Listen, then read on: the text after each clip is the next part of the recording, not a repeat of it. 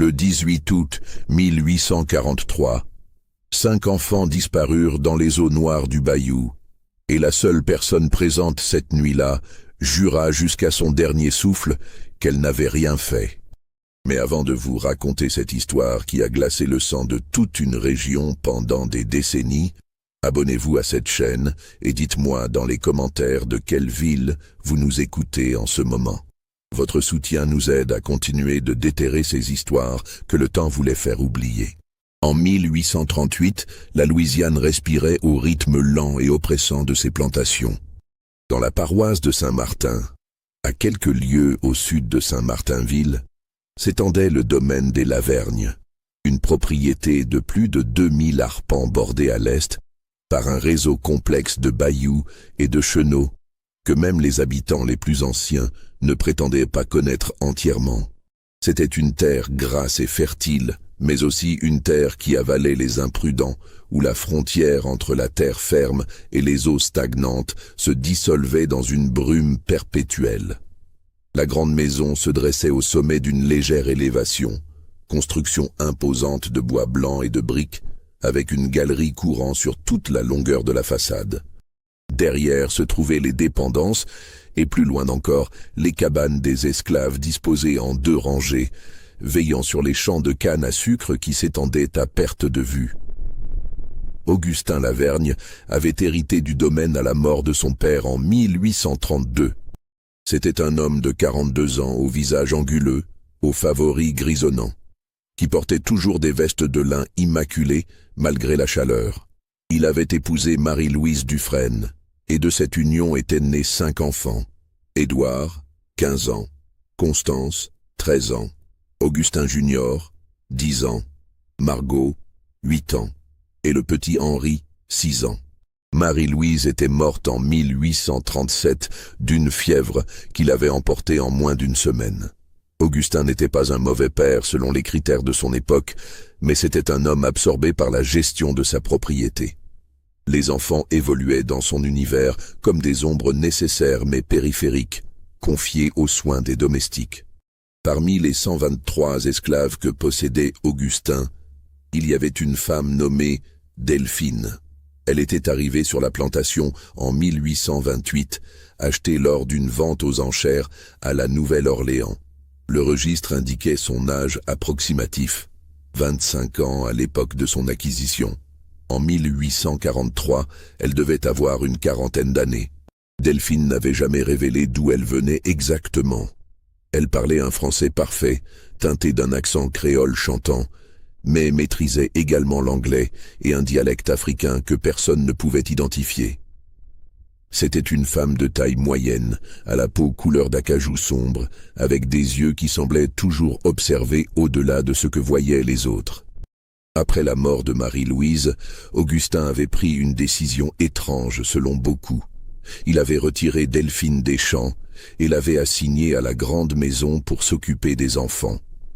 Ce choix avait suscité des murmures, car Delphine n'avait pas l'expérience habituelle d'une nounou. Mais Augustin avait ses raisons, qu'il n'avait jamais complètement expliquées. À partir du printemps 1838, Delphine vécut dans une petite chambre attenante à la nurserie au 2e étage. Elle se levait avant l'aube pour préparer les vêtements des enfants, les accompagnait à leurs leçons, supervisait leurs repas, veillait à ce qu'ils se couchent à l'heure prescrite. Elle observait les règles strictes qui régissaient les relations entre maître et esclave, cette chorégraphie silencieuse de la domination et de la soumission. Les enfants Lavergne n'étaient pas particulièrement cruels, mais ils n'étaient pas non plus tendres. Ils avaient grandi dans un monde où la présence d'esclaves était aussi naturelle que celle des meubles. Édouard commençait à adopter les manières hautaines de son père. Constance alternait entre gentillesse distraite et cruauté capricieuse. Les 3 plus jeunes étaient imprévisibles. Tantôt, ils suivaient Delphine comme des canetons. Tantôt, ils l'ignoraient complètement. Les années passèrent. La plantation prospérait. Delphine demeurait une présence silencieuse et constante. Elle connaissait les secrets de chaque enfant, leurs peurs, leurs habitudes. Et elle gardait le silence. C'était sa survie qui en dépendait. L'été 1843 arriva avec une chaleur exceptionnelle. Dès juin, les températures dépassèrent régulièrement les 100 degrés Fahrenheit à l'ombre. L'air était si épais qu'on avait l'impression de respirer de l'eau tiède. Les moustiques pullulaient en nuées denses. Même les nuits n'apportaient aucun soulagement. Les enfants devenaient de plus en plus difficiles à gérer. Enfermés dans la maison pendant les heures les plus chaudes, ils se querellaient constamment, harcelaient Delphine avec une irritabilité grandissante. Augustin lui-même était préoccupé. Les pluies du printemps avaient été insuffisantes et la canne souffrait. Il y avait des rumeurs troublantes, des outils qui disparaissaient, des feux mystérieux, des esclaves qui s'enfuyaient. La tension était palpable dans toute la région. Le 16 août, Augustin annonça qu'il devait se rendre à la Nouvelle-Orléans pour régler des affaires urgentes. Il prévoyait de partir le lendemain à l'aube et de revenir 3 jours plus tard. Édouard l'accompagnerait. Constance voulait aller aussi, mais Augustin refusa sèchement. La dispute s'envenima au dîner. Constance quitta la table en pleurs, claquant les portes. Le 17 août au matin, Augustin et Édouard partirent avant le lever du soleil. La maison sembla étrangement vide après leur départ. Delphine suivit sa routine habituelle. Le précepteur arriva à 9 heures. Les leçons se déroulèrent normalement, bien que Constance fût d'une humeur massacrante. L'après-midi traîna en longueur. La chaleur était si intense que même les esclaves dans les champs faisaient des pauses plus fréquentes. Vers 5 heures, Constance eut une idée. Elle voulait aller au bayou. Il faisait trop chaud pour rester enfermée. Les autres enfants accueillirent la proposition avec enthousiasme. Delphine s'opposa immédiatement. Monsieur Lavergne avait été clair. Les enfants ne devaient pas s'approcher de l'eau sans surveillance adulte. Les bayous étaient dangereux, mais Constance n'était pas d'humeur à obéir. Elle se tourna vers Delphine avec ce regard de mépris qu'elle avait développé. « Tu n'as pas à me dire ce que je peux faire, » dit Constance d'une voix glaciale. « Tu es une esclave, pas ma mère. Si je veux aller au bayou, j'irai, et si tu essayes de m'en empêcher, je dirai à papa que tu nous as frappés. Il te fera fouetter jusqu'à ce que ton dos ne soit plus qu'une plaie. » Les autres enfants regardèrent la scène avec malaise. Delphine resta immobile pendant un long moment, ses mains serrées. Quelque chose passa dans son regard. Puis elle hocha lentement la tête. « Très bien, je vais vous accompagner. » Ils partirent vers 6 heures moins le quart, quand le soleil commençait à teinter le ciel de rose et d'orange. Delphine marchait devant. Les enfants la suivaient. Le bayou qu'ils atteignirent après 15 minutes de marche était un bras d'eau sombre, large d'une dizaine de mètres, bordé de roseaux et de mousses espagnoles. L'eau était presque noire, opaque, reflétant le ciel comme un miroir terni. Il y avait là un petit ponton de bois construit des années auparavant. Le bois était gris et vermoulu, plusieurs planches manquaient, mais il tenait encore. Les enfants se précipitèrent vers le bout du ponton, poussant des exclamations ravies. Delphine s'assit sur la berge, à l'ombre d'un vieux chêne. De là, elle pouvait surveiller les enfants tout en restant à l'écart. Elle ne disait rien, regardait simplement l'eau sombre, son visage impénétrable. Le soleil continuait à descendre. Les ombres s'allongeaient. Les bruits du bayou changeaient. Les oiseaux diurnes se taisaient, remplacés par les cris des hérons nocturnes et le croassement des grenouilles. C'est Margot qui suggéra de retourner à la maison. Il commençait à faire sombre.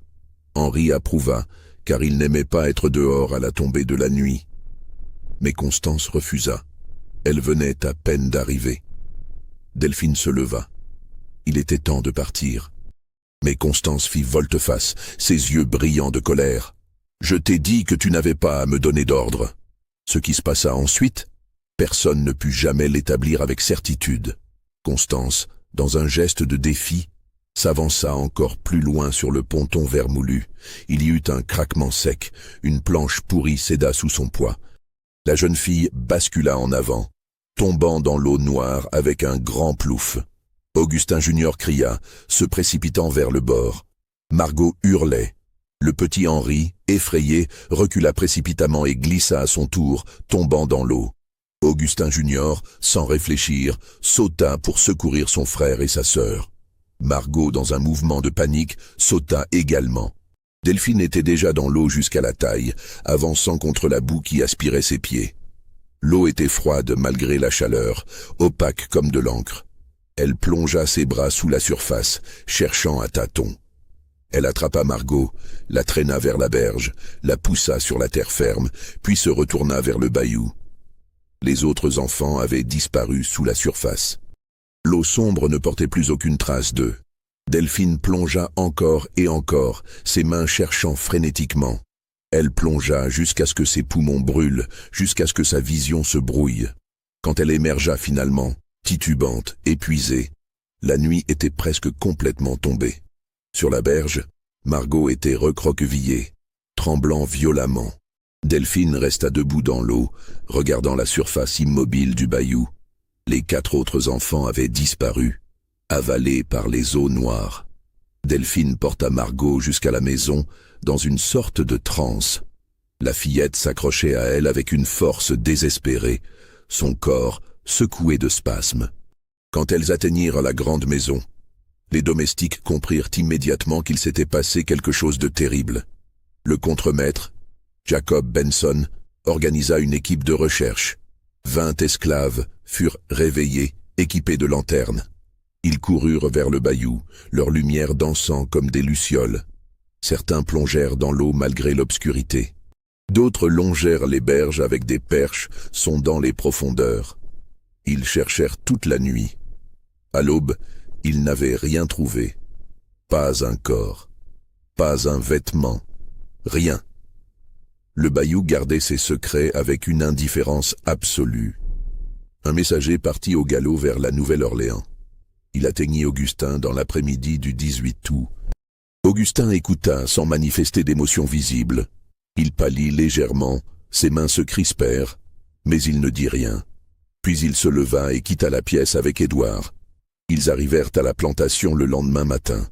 Augustin descendit du cabriolet comme un somnambule, se dirigeant directement vers le bayou où les recherches continuaient. Le shérif de la paroisse, Mathias Guidry, mena l'enquête initiale. C'était un homme d'une 50aine d'années qui avait vu beaucoup de tragédies mais jamais rien de tel. Il interrogea Margot en premier, en présence de son père. La fillette pouvait à peine parler. Elle disait avoir vu ses frères et sa sœur s'enfoncer dans l'eau noire. Elle répétait qu'elle avait froid. Le shérif interrogea ensuite Delphine. Elle se tenait debout, les yeux fixés sur le sol, répondant d'une voix monocorde. Elle raconta comment Constance avait insisté pour aller au bayou, comment la planche avait cédé, comment tout s'était passé si vite, comment elle avait plongé encore et encore, mais n'avait pu sauver que Margot. Pourquoi les avez-vous emmenés là-bas si vous saviez que c'était dangereux? Mademoiselle Constance a menacé de dire à Monsieur Lavergne que je les avais frappés. Elle a dit qu'il me ferait fouetter. J'ai eu peur. J'ai pensé que je pouvais les surveiller. Les recherches continuèrent pendant 5 jours. On dragua le bayou sur plus d'1 mile, on fouilla les berges. On amena des plongeurs de la Nouvelle-Orléans. Ils ne trouvèrent rien. Le curé de la paroisse expliqua à Augustin que parfois, les bayous ne rendaient pas leurs morts. Le courant souterrain pouvait emporter les corps très loin, ou bien les alligators. Le 23 août, on célébra une messe funéraire sans corps. Toute la paroisse y assista. Delphine n'y était pas. Elle était enfermée dans sa chambre, sous surveillance. Car si l'enquête avait conclu à un accident tragique, il subsistait dans l'air une question inexprimée. Comment une femme adulte n'avait-elle pu sauver qu'un seul enfant sur 5? 1 mois après la tragédie, Margot commença à parler. Au début, des bribes incohérentes, mais progressivement, ses paroles prirent une forme plus troublante. Elle disait que Delphine n'avait pas essayé de les sauver, que Delphine était restée sur la berge, immobile, regardant simplement l'eau, que quand finalement Delphine était entrée dans l'eau, elle s'était dirigée directement vers elle, Margot, ignorant les autres. Le docteur Roussel déclara que Margot souffrait probablement de confusion post-traumatique. Mais ces paroles avaient planté une graine de doute. On recommença à parler de cette nuit d'août. On trouva des incohérences. Pourquoi Delphine n'avait-elle pas crié pour alerter quelqu'un? Petit à petit, une nouvelle version circula. Delphine, lasse d'être maltraitée, fatiguée de son statut, peut-être folle de ressentiment, avait délibérément laissé les enfants se noyer. Cette version était monstrueuse, mais dans le climat de peur qui régnait dans les plantations, elle trouvait un terrain fertile. En octobre, un groupe d'esclaves fit une découverte. Un morceau de tissu enfoui dans la boue, à plus de 3 miles du bayou. C'était la robe de Margot. Le contremaître Benson fit fouiller la zone. Ils trouvèrent d'autres vêtements dispersés. Un pantalon d'Augustin Junior. Une chaussure d'Henri. Le ruban de Constance. Comment ces objets étaient-ils arrivés là? Le shérif rouvrit son enquête, car si les vêtements se trouvaient à plusieurs miles du lieu de la noyade, cela soulevait des questions dérangeantes. Puis on découvrit une petite clairière dissimulée au cœur du marécage. Au centre, un cercle de pierres noircies. Autour, des objets étranges, des os d'animaux, des poupées de chiffon, des bouts de ficelle noués, et surtout, des morceaux de tissu correspondant aux vêtements des enfants. La nouvelle se répandit comme un feu. C'était un hôtel vaudou, un lieu de rituel. Et Delphine, disait-on, était une prêtresse. Elle avait noyé les enfants dans un rituel diabolique, puis dispersé leurs effets dans ce temple impie. Le shérif interrogea les esclaves sur cette clairière. Certains la reconnaissaient. C'était un lieu où on faisait des offrandes. Mais tous jurèrent que Delphine n'avait jamais été vue là. Un vieil esclave nommé Samuel dit au shérif que les objets n'étaient pas disposés correctement, que c'était comme si quelqu'un avait imité un rituel sans savoir comment faire. Celui qui a fait ça voulait que ça ressemble au vaudou, mais ce n'est pas du vaudou. Le shérif passa des jours à interroger méthodiquement tous les esclaves. Il commença à percevoir un portrait différent. Plusieurs mentionnèrent avec précaution que les relations entre Augustin et Delphine n'étaient pas simples. Une femme de la cuisine dit avoir vu Augustin se rendre dans la chambre de Delphine tard le soir, régulièrement. Un homme des écuries confirma. Il ajouta avoir entendu, un mois avant la noyade, une violente dispute entre Augustin et Delphine. Il avait entendu Augustin dire « Tu n'as pas le choix » et Delphine répondre « Je préférerais mourir ». Ces révélations ouvraient une nouvelle perspective. Si Augustin entretenait une relation avec Delphine, si elle était devenue sa maîtresse involontaire, tout changeait. Les enfants le savaient-ils? Comment auraient-ils réagi? Le shérif convoqua Édouard, loin de la plantation. Le jeune homme était nerveux. Guidry parla franchement. Il savait que le père entretenait une relation avec Delphine, que cette relation avait peut-être été découverte. Édouard lutta contre lui-même, puis céda. Oui, son père et Delphine avaient une relation. Constance savait. Elle haïssait Delphine pour ça. Elle avait peur qu'Augustin finisse par affranchir Delphine, peut-être l'épouser. Elle essayait de rendre la vie de Delphine impossible. Elle lui donnait des ordres contradictoires, se plaignait constamment. Elle voulait que Delphine soit renvoyée. Et le jour où ils sont allés au bayou, ce n'était pas la première fois que Constance menaçait Delphine. Elle lui disait qu'elle allait inventer des histoires. Elle aimait voir la peur dans ses yeux. Le shérif posa une question directe. Était-il possible que Constance ait organisé cette sortie délibérément pour créer une situation où Delphine serait accusée? Édouard le regarda, horrifié. Non, elle était cruelle, mais elle n'aurait jamais mis en danger ses propres frères et sœurs. Puis Édouard révéla autre chose. Le ponton. Les planches pourries qui avaient cédé. Son père avait ordonné qu'on le répare 2 semaines avant. Jacob Benson devait s'en occuper. Ça n'avait jamais été fait. Le shérif interrogea Benson, qui admit avoir remis la tâche à plus tard. Mais l'homme était plus nerveux qu'il n'aurait dû. Le shérif enquêta sur son passé. Il avait été renvoyé d'une plantation en Caroline du Sud après avoir été surpris avec une jeune esclave. Il y avait eu des rumeurs de relations inappropriées multiples. Le shérif confronta Benson. Progressivement, l'homme craqua. Oui, il avait essayé d'approcher Delphine. Elle avait refusé catégoriquement, menaçant de le dénoncer.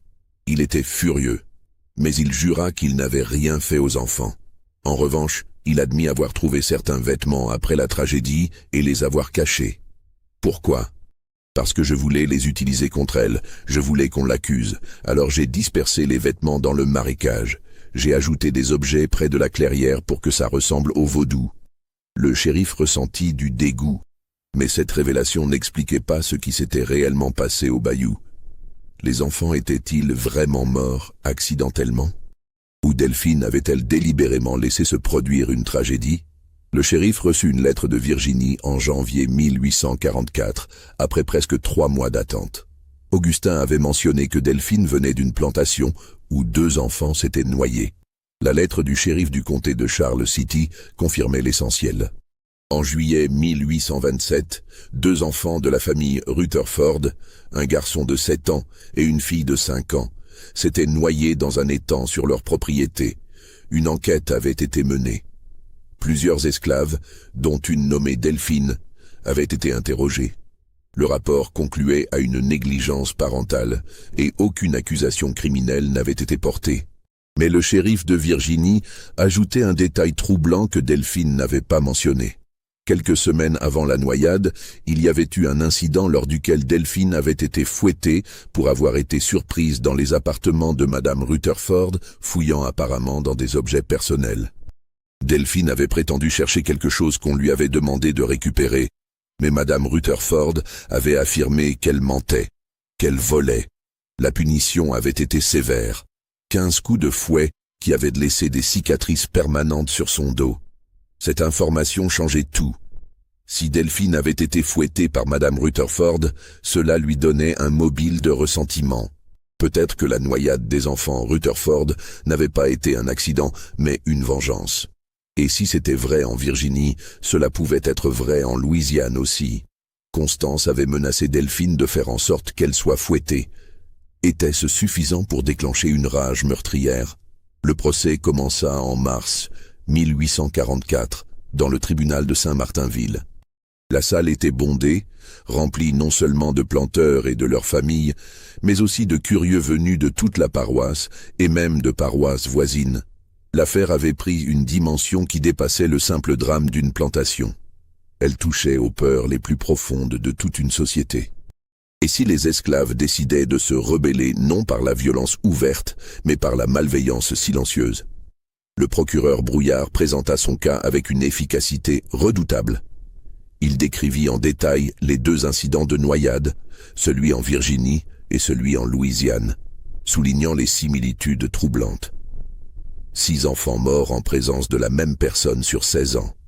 Il appela Margot à la barre, et la fillette, tremblante, les yeux cernés, raconta une fois de plus comment Delphine était restée immobile sur la berge pendant que ses frères et sa sœur se noyaient. « Elle nous regardait », dit Margot d'une voix brisée. Elle ne bougeait pas. Constance criait son nom, lui demandait de l'aide, mais elle restait là, comme une statue. Et quand elle est finalement entrée dans l'eau, elle est venue directement vers moi. Elle ne s'est même pas retournée vers les autres. Le procureur présenta les vêtements retrouvés loin du bayou, la clairière avec ses objets évoquant des rituels obscurs. Même si Benson avait admis avoir manipulé ses preuves, Brouillard argumenta habilement que cela ne changeait rien au fait que Delphine avait eu l'opportunité et le mobile de commettre ces meurtres. « Cette femme », dit-il dans un moment particulièrement théâtral, pointant du doigt vers Delphine, « porte en elle une malédiction. Partout où elle va, les enfants meurent. Est-ce de la malchance?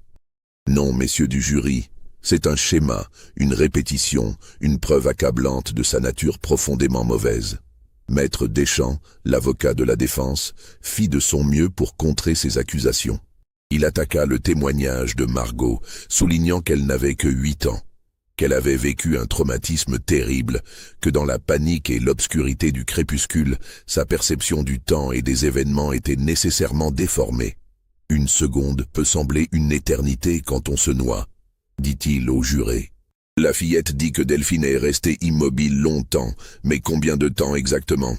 3 secondes, 5 secondes, dans un moment de terreur absolue, notre sens du temps disparaît complètement. Il fit témoigner plusieurs esclaves de la plantation qui attestèrent que Delphine n'avait jamais pratiqué le vaudou, qu'elle était une femme calme, responsable, qui s'occupait bien des enfants. Il démontra que Benson avait fabriqué des preuves par vengeance personnelle, jetant ainsi le doute sur l'ensemble du dossier de l'accusation. Mais il y avait une chose que Deschamps ne pouvait pas expliquer de manière convaincante. Pourquoi Delphine n'avait pu sauver qu'un seul enfant sur 5? Il essaya d'argumenter que dans la panique et l'obscurité, dans l'eau opaque du bayou, avec 5 enfants tombant presque simultanément, il était compréhensible qu'elle n'ait pu localiser et sauver qu'un seul d'entre eux.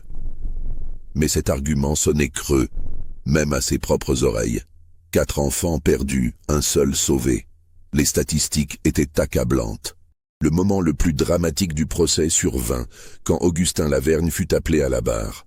L'homme qui entra dans le box des témoins était méconnaissable.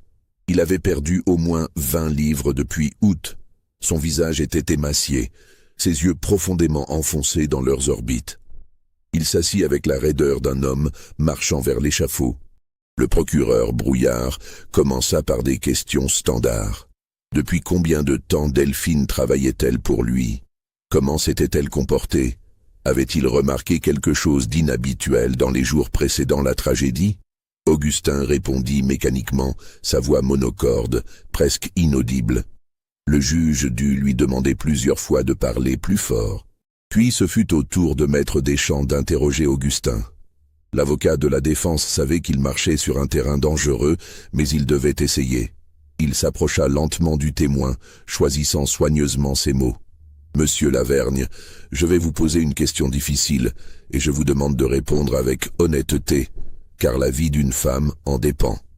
Est-il vrai que vous entreteniez une relation intime avec l'accusé ?» Un murmure choqué parcourut la salle. Plusieurs femmes portèrent la main à leur bouche. Le procureur Brouillard bondit de sa chaise. « Objection, votre honneur, cette question est scandaleuse et n'a aucun rapport avec l'affaire. » Mais le juge Thibaudeau, après un moment de réflexion, secoua la tête. « Objection rejetée. Si cette relation existait, elle pourrait éclairer les motivations et les circonstances de l'affaire. Le témoin doit répondre. » Augustin resta silencieux pendant ce qui sembla une éternité.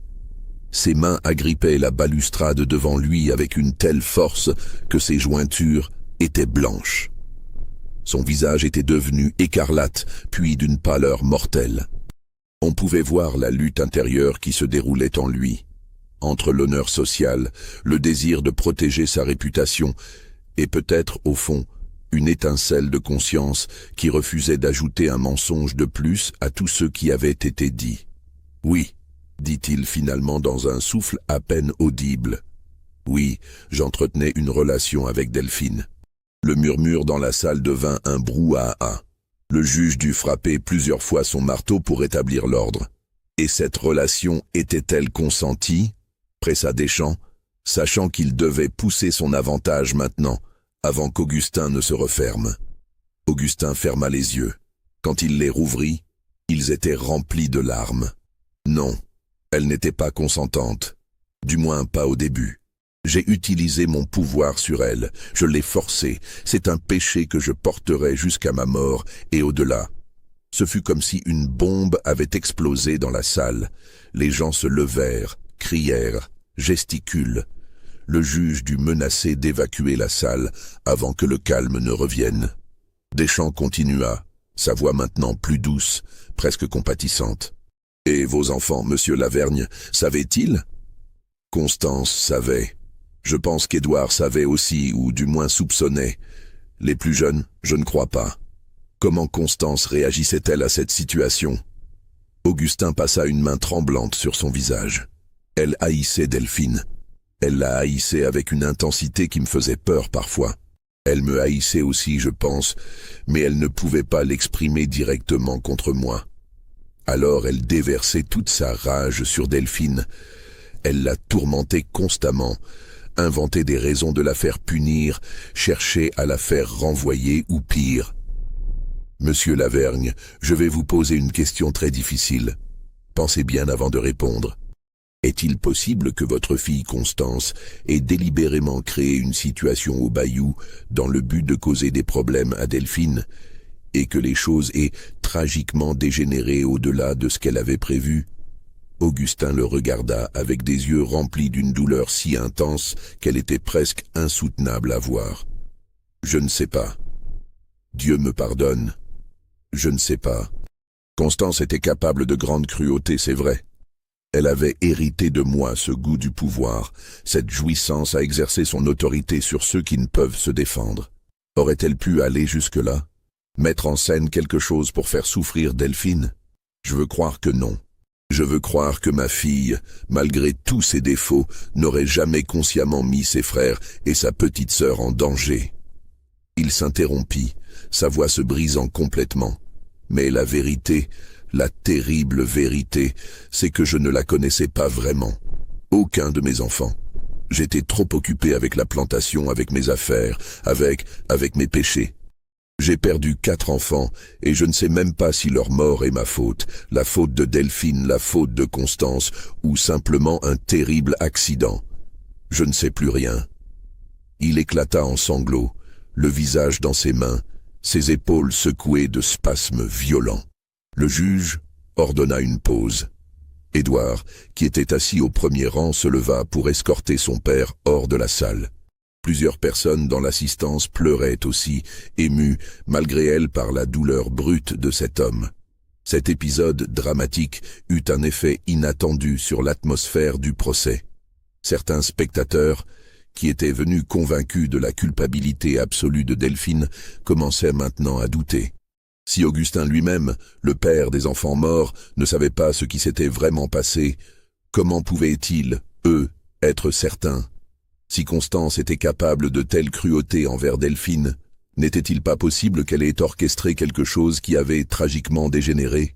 Mais d'autres, au contraire, virent dans les aveux d'Augustin une confirmation de la nature corrompue de toute cette situation.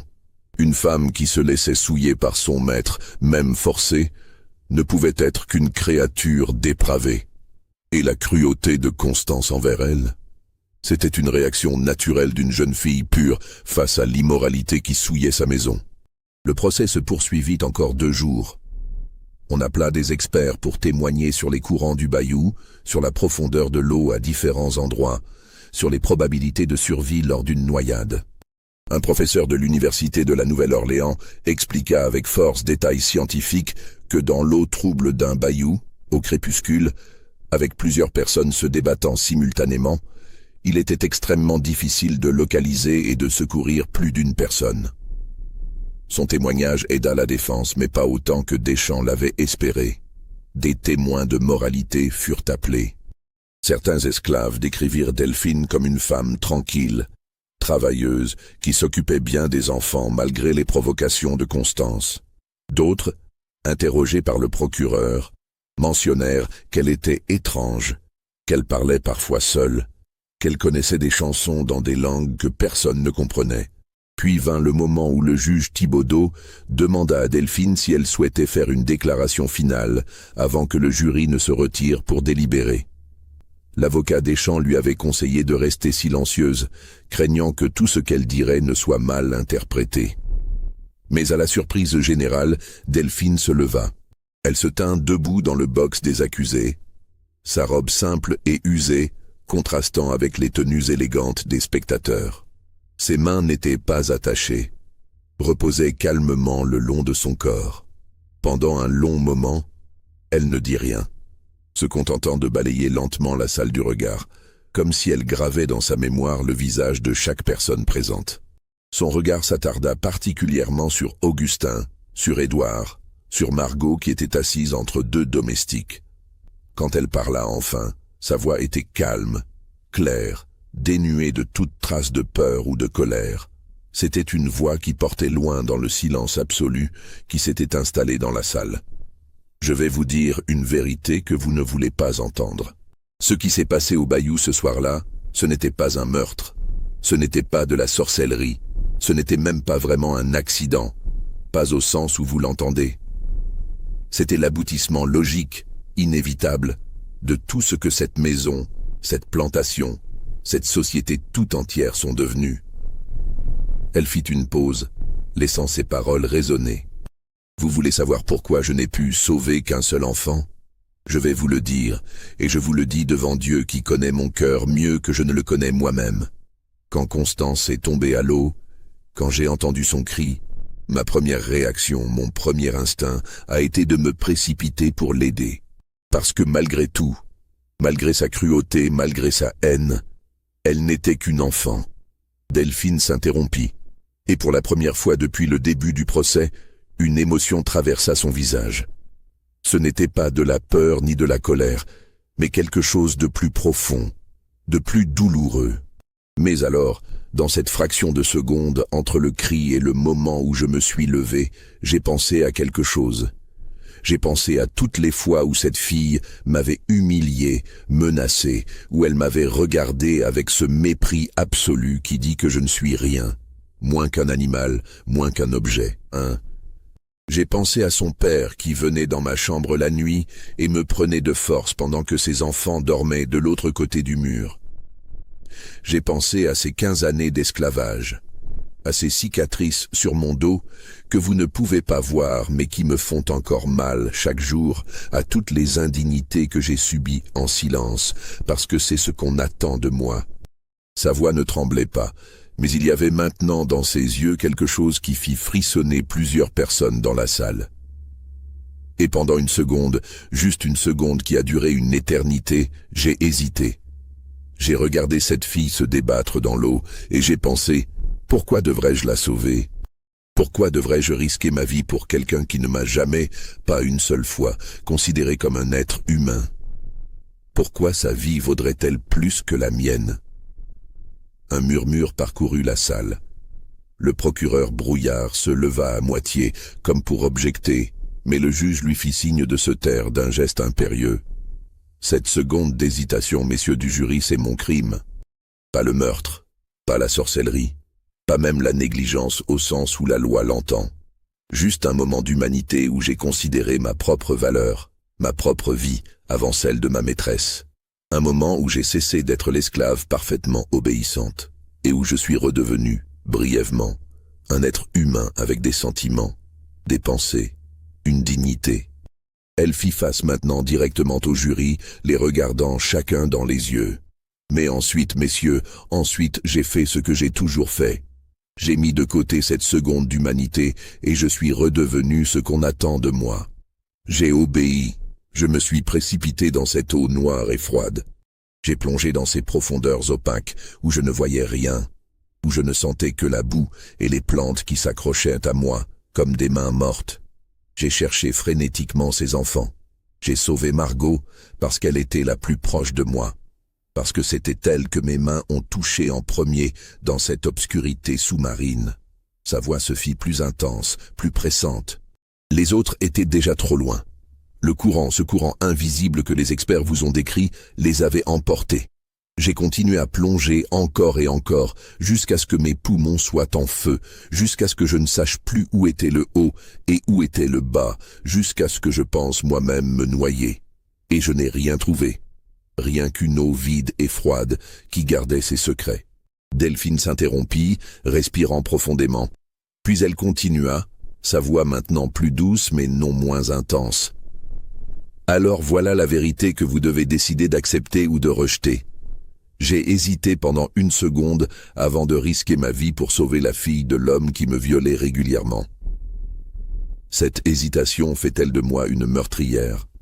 Si vous le pensez, alors condamnez-moi. Mais sachez ceci, ce que vous condamnerez vraiment, ce n'est pas un crime au sens où votre loi le définit. C'est un moment d'humanité dans un système qui nous refuse à tous, noirs comme blancs, notre humanité complète. Un système qui transforme les êtres humains en propriété, qui permet à un homme de posséder une femme et de la forcer, qui enseigne à des enfants qu'ils peuvent traiter d'autres êtres humains avec un mépris absolu sans conséquence. Elle se tourna maintenant vers Augustin et sa voix se fit presque douce. Monsieur Lavergne a dit qu'il ne savait pas si la mort de ses enfants était sa faute, la mienne, celle de Constance, ou un accident. Je vais lui dire ce que je pense. C'est la faute de tous. C'est la faute d'un système qui nous a tous corrompus, qui a transformé un homme en maître cruel, qui a transformé une jeune fille en tortionnaire, qui m'a transformé moi en quelqu'un qui a pu hésiter, ne serait-ce qu'une seconde, avant de sauver un enfant qui se noyait. Elle se rassit, et pendant un moment personne dans la salle ne bougea, ne parla, ne sembla même respirer. Puis, le juge Thibaudeau, reprenant ses esprits, ordonna au jury de se retirer pour délibérer. Les délibérations durèrent 3 heures, qui semblèrent une éternité. On pouvait voir les jurés à travers la fenêtre de la salle de délibération, gesticulant, argumentant, certains apparemment en colère, d'autres visiblement mal à l'aise. À 2 reprises, le contremaître du jury vint demander au juge des clarifications sur des points de droit. Dehors, sur la place, la foule attendait, spéculant sur le verdict, pariant même sur l'issue du procès. Quand le jury revint enfin, les visages étaient graves, fatigués. Certains jurés évitaient de regarder Delphine, d'autres la fixaient avec une expression difficile à déchiffrer. Le contremaître du jury se leva, tenant un papier dont ses mains tremblaient légèrement. Nous, le jury, trouvons l'accusée Delphine coupable d'homicide par négligence criminelle concernant la mort de Constance, Augustin Junior, Margot et Henri Lavergne. Non pas de meurtre avec préméditation, non pas d'homicide volontaire, mais d'homicide par négligence. C'était un compromis, une façon de reconnaître que quelque chose de terrible s'était passé sans pour autant affirmer que Delphine avait délibérément noyé les enfants. Un compromis qui ne satisfaisait personne complètement mais qui convenait à suffisamment de gens pour obtenir l'unanimité requise. Dans la salle, la réaction fut mitigée. Certains hochèrent la tête avec satisfaction, estimant que justice avait été rendue. D'autres parurent déçus, ayant espéré un verdict plus sévère. Quelques-uns, très peu, semblèrent troublés, comme s'ils n'étaient pas certains que justice ait vraiment été rendue. Delphine elle-même ne manifesta aucune réaction visible. Elle resta immobile dans le box des accusés, les mains posées calmement sur ses genoux, le visage aussi impassible qu'un masque. On ne pouvait dire si elle était soulagée, désespérée ou simplement résignée. Si cette histoire vous a donné des frissons, laissez un commentaire avec ce que vous pensez vraiment être arrivé. La vérité est-elle un accident, un meurtre ou quelque chose de plus complexe? Le juge Thibaudeau annonça qu'il prononcerait la sentence 1 semaine plus tard, après avoir consulté les précédents juridiques dans des cas similaires. Cette semaine fut étrange pour tous ceux qui étaient impliqués dans l'affaire. Delphine, dans sa cellule, sembla plus sereine qu'elle ne l'avait été depuis des mois. Elle mangeait normalement, dormait paisiblement. C'était comme si le fait d'avoir été jugée, même injustement peut-être, lui avait apporté une forme de paix. Elle avait dit sa vérité devant Dieu et les hommes. Le reste n'était plus entre ses mains. Le jour de la sentence arriva par un matin gris et pluvieux. La salle était de nouveau pleine, bien que l'atmosphère fût différente de celle du procès. C'était plus solennel, plus lourd. Tout le monde savait ce qui allait être prononcé. Il ne s'agissait plus de savoir si Delphine serait punie, mais comment. Le juge Thibaudeau, avec une gravité pesante, condamna Delphine à être pendue le 15 avril 1844, au lever du soleil, sur la place publique de Saint-Martinville. Il ajouta d'une voix qui résonnait dans le silence de la salle, que cette sentence servait d'exemple à tous ceux, esclaves ou hommes libres, qui négligeraient leurs devoirs et leurs responsabilités envers leurs maîtres et leurs charges. Des mots qui transformaient une tragédie humaine complexe en simple leçon de morale pour maintenir l'ordre social établi. Dans les semaines qui précédèrent l'exécution, Delphine reçut de nombreuses visites. Le père Arnaud vint presque tous les jours, apportant avec lui sa Bible usée et sa foi inébranlable. Il suppliait Delphine de se confesser, de demander le pardon divin, de se repentir de ses péchés avant de comparaître devant le jugement ultime. À chaque visite, elle refusait avec la même politesse ferme, la même sérénité qui déconcertait le prêtre. « Mon père, lui dit-elle lors d'une de ses visites, je n'ai rien à confesser que Dieu ne sache déjà. J'ai dit la vérité au tribunal. J'ai hésité pendant 1 seconde avant de risquer ma vie pour sauver ses enfants.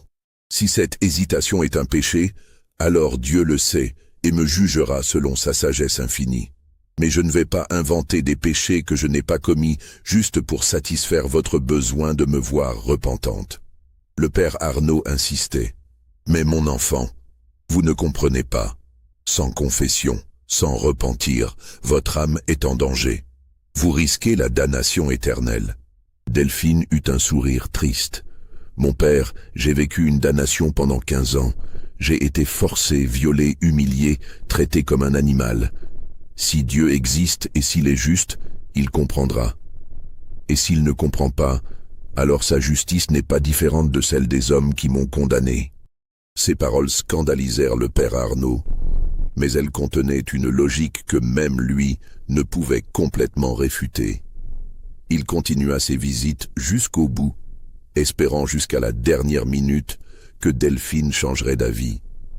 Des esclaves d'autres plantations trouvèrent des moyens de s'approcher de la prison malgré les interdictions. Ils venaient la nuit, murmurer des prières à travers les barreaux de la petite fenêtre de sa cellule, laissaient de petites offrandes qu'ils cachaient dans les buissons près du bâtiment, des fleurs sauvages, des morceaux de pain, des bouts de tissu noués d'une certaine manière. Pour eux, Delphine était devenue un symbole, une martyre. Son exécution n'était pas une punition juste, mais un sacrifice exigé pour maintenir le système qui les opprimait tous. 3 jours avant l'exécution, alors que la nuit était tombée et que la prison était silencieuse, une visite inattendue arriva. Un cabriolet s'arrêta devant le bâtiment et Augustin Lavergne en descendit seul. Il demanda à voir Delphine. Le shérif Guidry, qui était de garde cette nuit-là, hésita longuement. C'était hautement irrégulier. Mais en voyant le visage d'Augustin, ce masque de douleur et de désespoir, il finit par accepter. Il les laissa seuls, se retirant dans le couloir, assez loin pour ne pas entendre les paroles échangées, mais assez près pour intervenir si nécessaire. Ce qui se dit entre Augustin et Delphine cette nuit-là, personne ne le sut jamais avec certitude. La conversation dura près d'1 heure. Ceux qui étaient dans la prison rapportèrent avoir entendu, à travers les murs épais, des sons étouffés, peut-être des pleurs, peut-être des mots murmurés avec une urgence désespérée, peut-être des accusations, des excuses, des aveux, ou peut-être juste le silence chargé de 15 années de secrets partagés, de crimes communs, de culpabilité mutuelle. Quand Augustin ressortit finalement de la cellule, le shérif fut frappé par sa transformation. L'homme qui émergea dans le couloir faiblement éclairé n'était plus qu'une coquille vide. Son visage était ravagé par les larmes, ses yeux rouges et gonflés comme s'il avait pleuré pendant toute l'heure. Ses mains tremblaient si violemment qu'il ne parvenait pas à boutonner son manteau. Le shérif dut l'aider, le soutenir même pour marcher jusqu'à la sortie. Augustin ne prononça pas un seul mot, ne regarda personne. Ses lèvres remuaient silencieusement, comme s'il priait ou se parlait à lui-même. Il monta dans son cabriolet avec l'aide du shérif, prit les rênes et retourna vers sa plantation comme un homme marchant vers sa propre exécution, pas celle de quelqu'un d'autre. Le 15 avril arriva, apportant avec lui un ciel gris et bas, lourd de pluie non encore tombée. Une foule considérable s'était rassemblée sur la place publique de Saint-Martinville dès 4 heures du matin, bien que l'exécution ne soit prévue qu'au lever du soleil. C'était un mélange étrange de gens, des planteurs en costumes sombres venus avec leurs familles, comme si c'était un événement social, des commerçants de la ville fermant leurs boutiques pour l'occasion, des voyageurs qui avaient fait des lieux juste pour assister au spectacle, et aussi, à la périphérie de la foule, maintenus à distance par des gardes, des esclaves qui avaient obtenu ou volé la permission de venir. L'atmosphère était morbide, mais aussi électrique. Les gens parlaient à voix basse, spéculaient sur ce que Delphine allait dire, sur si elle allait finalement confesser ou maintenir son innocence jusqu'au bout. Des vendeurs ambulants circulaient dans la foule, proposant du café chaud, des pâtisseries, comme lors de n'importe quelle fête. C'était à la fois un événement solennel et un divertissement macabre. L'échafaud avait été construit au centre de la place, une structure simple mais solide de bois brut. La potence s'élevait à environ 15 pieds de hauteur, la corde déjà en place, se balançant légèrement dans la brise matinale. Un homme en noir, le bourreau venu spécialement de la Nouvelle-Orléans pour l'occasion, vérifiait et revérifiait le mécanisme de la trappe, s'assurant que tout fonctionnerait parfaitement.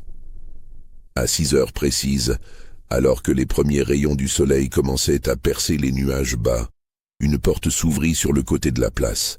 Delphine apparut, encadrée par 2 gardes. Un murmure parcourut la foule, mélange d'anticipation et de quelque chose qui ressemblait presque à de la déception. Car Delphine ne correspondait pas à l'image que beaucoup s'étaient faite d'elle. Elle ne ressemblait pas à une sorcière diabolique, ni à une meurtrière endurcie.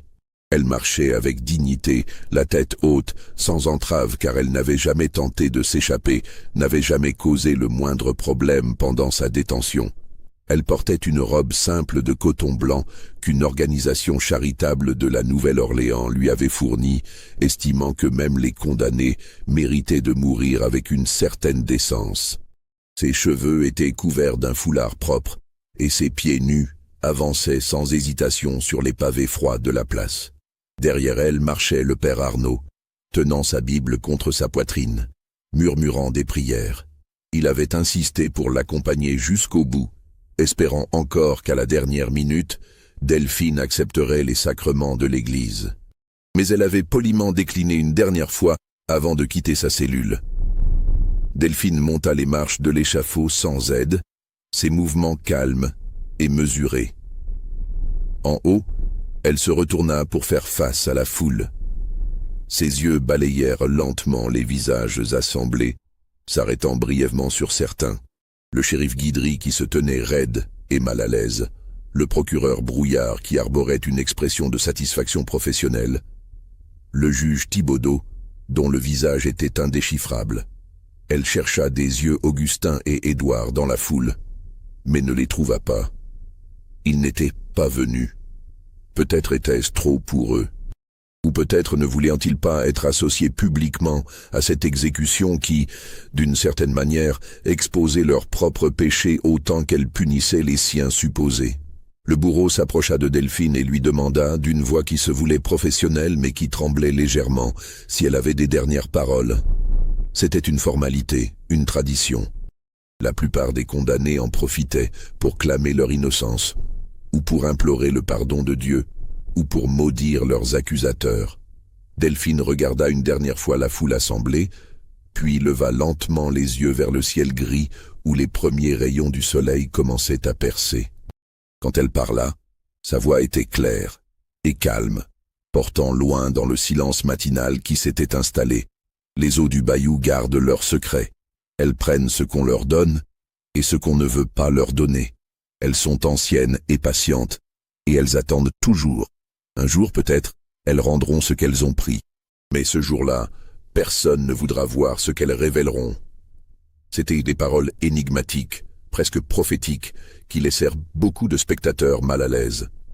Certains y virent une confession voilée, d'autres une menace, d'autres encore une simple observation philosophique sur la nature de la vérité et du secret. Le père Arnaud fit un dernier effort pour la convaincre de prier avec lui, mais elle secoua doucement la tête. Le bourreau lui plaça le nœud coulant autour du cou avec des gestes professionnels mais rapides, comme s'il voulait en finir au plus vite. Puis il lui banda les yeux avec un morceau de tissu noir. Delphine ne résista pas, ne pleura pas, ne trembla pas. Elle resta simplement debout, immobile, ses lèvres remuant silencieusement dans ce qui pouvait être une prière dans une langue que personne ne comprenait. Le bourreau regarda le juge Thibaudeau, qui hocha la tête. L'homme en noir actionna le levier. La trappe s'ouvrit avec un bruit sec qui résonna dans le silence comme un coup de tonnerre. Le corps de Delphine tomba, la corde se tendit brusquement. Ce fut rapide. Le bourreau était compétent, avait bien calculé la longueur de corde nécessaire. La nuque se brisa instantanément. Il n'y eut pas d'agonie prolongée, pas de convulsion horrible. Juste un corps qui pendait, immobile, se balançant légèrement. Au moment exact où la trappe s'était ouverte, les premières gouttes de pluie commencèrent à tomber sur la place. D'abord quelques-unes, hésitantes, puis rapidement une averse qui transforma la place en un chaos de gens courant pour se mettre à l'abri. Certains y virent un signe divin, sans pouvoir dire de quoi exactement. D'autres haussèrent les épaules et ouvrirent leurs parapluies. Le corps de Delphine resta pendu pendant 1 heure, comme le voulait la loi, pour que tous puissent voir que justice avait été rendue.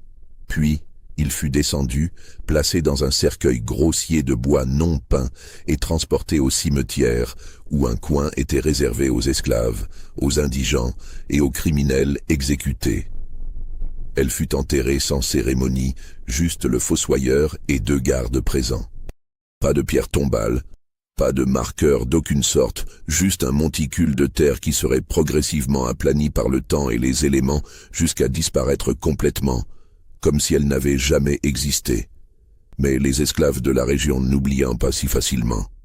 Dans les semaines qui suivirent, ils vinrent en secret, la nuit, planter des fleurs sur sa tombe anonyme. Des fleurs sauvages qui poussaient dans les marais, des iris bleus, des hibiscus pourpres, des magnolias blancs. Ils venaient murmurer des prières dans leurs langues ancestrales, déposer de petites offrandes, raconter l'histoire de Delphine à leurs enfants comme une légende, comme un avertissement, comme une promesse qu'un jour, peut-être justice serait vraiment rendue. Le lieu devint un petit jardin sauvage où les autorités blanches préféraient ne pas s'aventurer. Il y avait quelque chose dans cet endroit, disaient même certains blancs, quelque chose qui mettait mal à l'aise, qui donnait l'impression d'être observé. Ce n'étaient probablement que des superstitions, mais elles avaient leur propre pouvoir. La vie reprit son cours dans la paroisse de Saint-Martin, du moins en apparence. Les champs de canne continuèrent à être plantés et récoltés. Les planteurs continuèrent leurs dîners et leurs bals. Les esclaves continuèrent leur labeur quotidien. Mais quelque chose avait changé, subtilement mais irréversiblement. Les planteurs regardaient leurs esclaves avec une méfiance nouvelle, se demandant ce qui se cachait derrière ces visages impassibles, quels ressentiments s'accumulaient silencieusement. Les esclaves, eux, chuchotaient entre eux l'histoire de Delphine, qui devint une sorte de légende, transformée et embellie à chaque répétition jusqu'à ce qu'il devienne impossible de distinguer la vérité du mythe. Augustin Lavergne ne se remaria jamais. Il continua à gérer sa plantation avec une efficacité mécanique, mais ceux qui le connaissaient disaient qu'il n'était plus vraiment vivant, juste une coquille vide, accomplissant des gestes familiers. Il ne parlait presque plus, passait des heures seul dans son bureau, fixant des documents qu'il ne lisait pas vraiment. La nuit, on l'entendait parfois marcher dans les couloirs de la grande maison, comme s'il cherchait quelque chose ou quelqu'un qu'il ne trouverait jamais. Édouard prit progressivement le contrôle des opérations, se révélant un administrateur compétent mais impitoyable. À 18 ans, il gérait pratiquement seul une plantation qui employait plus de 100 esclaves. Il parlait peu de ce qui s'était passé, ne mentionnait jamais ses frères et sœurs disparus, traitait toute l'affaire comme un chapitre fermé de sa vie. Margot, la seule enfant survivante, grandit hantée par cette nuit au bayou. Elle ne parlait presque plus, passait ses journées assise près de la fenêtre de sa chambre, regardant vers les marais avec une expression vide. Elle refusait d'aller près de l'eau, paniquait si on essayait de l'emmener même jusqu'à la mare aux canards, près de la maison. Elle ne se maria jamais, ne quitta jamais la plantation. Elle mourut à 32 ans, d'une fièvre que les médecins ne purent identifier, murmurant dans son délire des phrases incohérentes sur l'eau noire et les voix qu'elle entendait l'appeler. Jacob Benson fut discrètement renvoyé après le procès, avec juste assez d'argent pour quitter la région. Il disparut complètement, et personne ne chercha vraiment à savoir ce qu'il était devenu. Certains disaient l'avoir aperçu au Texas, d'autres en Arkansas. Mais c'était peut-être juste des rumeurs, des ombres d'un homme qui avait préféré se fondre dans l'obscurité plutôt que d'affronter les conséquences de ses actes.